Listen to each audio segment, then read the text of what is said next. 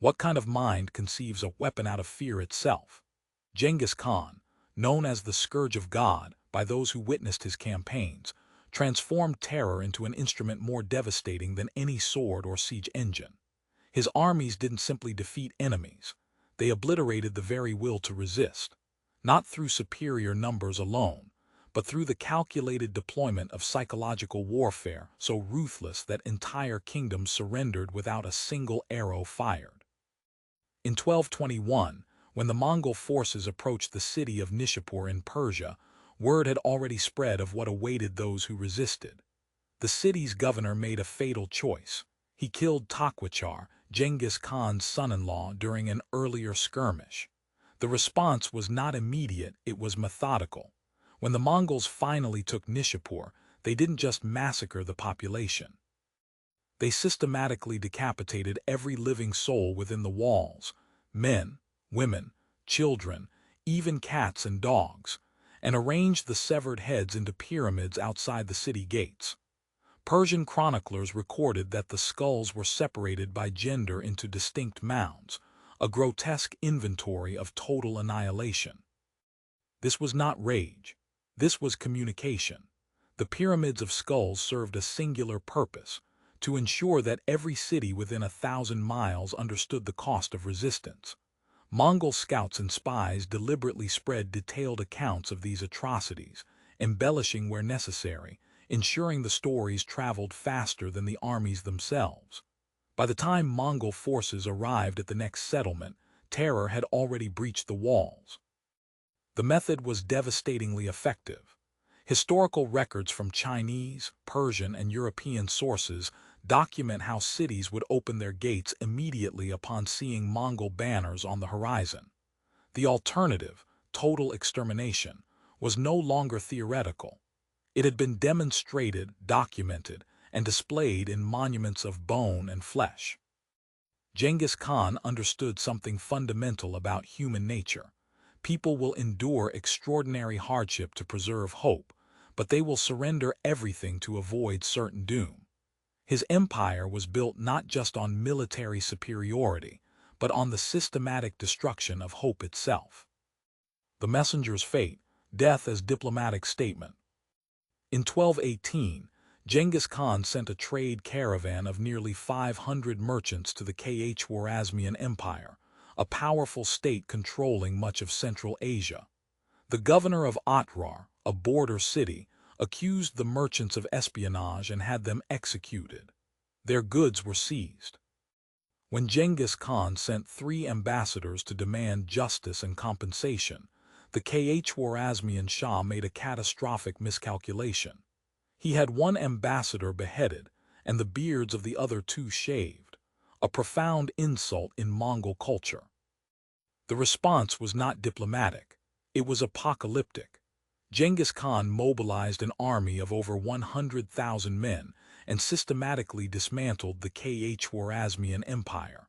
But the treatment of messengers, both his own and those of his enemies, became a signature element of Mongol psychological warfare.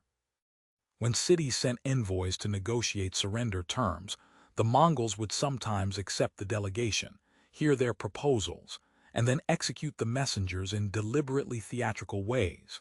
Some were catapulted back over city walls. Others were flayed alive and their skins displayed on poles visible from the ramparts. The message was unambiguous. There would be no negotiation, no mercy, no alternative to complete submission. Conversely, when the Mongols sent their own envoys with surrender terms, they were untouchable. Any harm to a Mongol messenger guaranteed the total destruction of the offending city. This created a perverse dynamic. Cities were forced to receive and consider Mongol demands, knowing that rejecting the messenger meant certain death, while accepting often meant subjugation, tribute, and the forced conscription of their young men into Mongol armies. The Mongols understood that controlling communication was as vital as controlling territory. By making messengers either sacred or sacrificial depending on their origin, they created a system where information flowed one direction, toward the Khan, while resistance was strangled before it could organize. Boiling alive, reserved for the wealthy. Among the most horrifying punishments documented in Mongol conquests was the execution method reserved specifically for the wealthy and powerful, being boiled alive in molten metal. This was not random cruelty. It was targeted class warfare with a symbolic dimension that resonated across cultures. When the Mongols captured Urgench in 1221 after a brutal siege, they identified the city's wealthiest merchants and nobility. According to multiple Persian sources, including Juvenis's chronicles, these individuals were executed by having molten silver poured into their eyes and ears, or by being submerged in cauldrons of boiling liquid. The choice of molten precious metals was deliberate. It represented the very wealth they had hoarded being transformed into the instrument of their death. This punishment served multiple purposes. First, it was a practical deterrent against hiding wealth. The Mongols demanded complete disclosure of treasure and resources. By making the punishment for wealthy resistors particularly gruesome, they incentivized cooperation from merchant classes who might otherwise have concealed their assets. Second, it was a powerful symbol for the common people. The Mongols were demonstrating that no amount of gold or status could purchase safety. The social hierarchies that had protected elites for generations were meaningless before Mongol justice. The psychological impact extended beyond the immediate victims. Wealthy families in unconquered cities heard these accounts and understood that their privilege made them targets, not shields. This created internal pressure within resisting cities, as merchant classes and nobility often advocated for surrender against the wishes of military commanders who had less to lose. The execution method was also practical in its horror. It required minimal preparation: a fire, a cauldron, and the victim.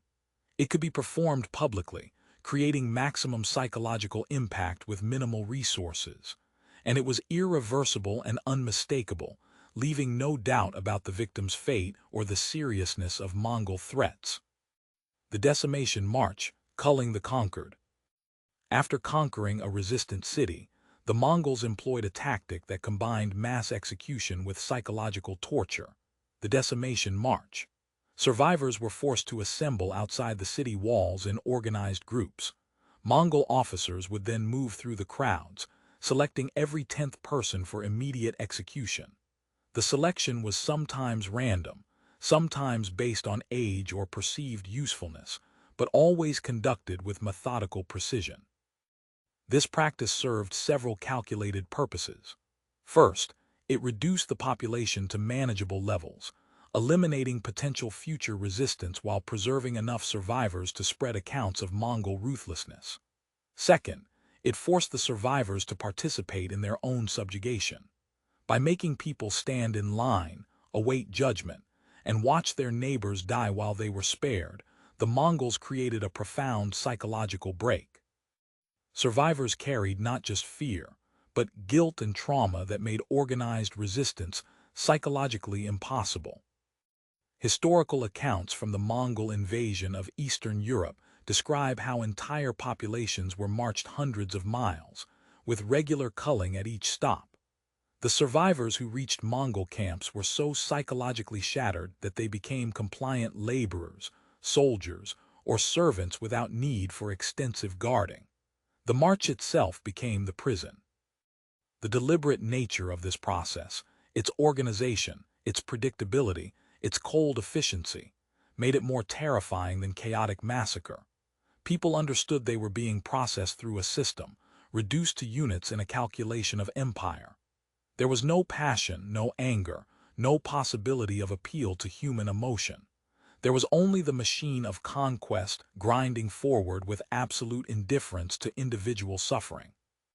The Mongol Empire's expansion was not achieved through military superiority alone. It was built on a foundation of calculated terror, where every execution was a message, every atrocity a strategic communication designed to break the will of future enemies before battle was even joined. Genghis Khan understood that the greatest weapon was not the sword. It was the story of the sword, told and retold until resistance itself seemed futile. These tactics were not the actions of barbarians acting on impulse. They were the carefully designed strategies of an empire that understood human psychology, information warfare, and the power of reputation. The Mongols conquered the largest contiguous land empire in human history, not despite their brutality, but because of how systematically and strategically they deployed it. As one Persian chronicler wrote, watching the Mongol armies approach his city, "We knew our fate before they arrived. The question was not whether we would die, but only how much we would suffer first, and so we opened the gates."